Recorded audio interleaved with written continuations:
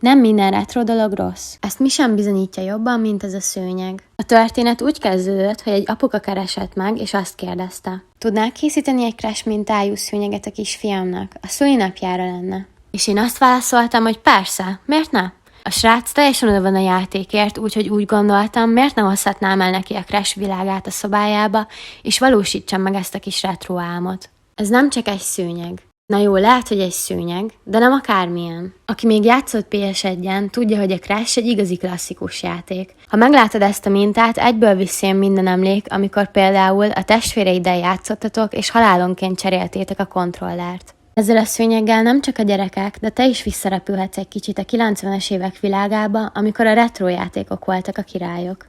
Az élénk színek és a karakterek kidolgozottsága segítenek abban, hogy a szőnyeg tényleg felélénkítse a szobát és a retro játék hangulatát hozzá el. Szóval, ha valaha is elgondolkodtál azon, hogy miért kéne egy ilyen szőnyeg a házba, akkor mondok egy titkot. Nem csak dekoráció, hanem egy kis időutazás is. Egy olyan élmény, amit te is és a gyerekek is imádni fognak.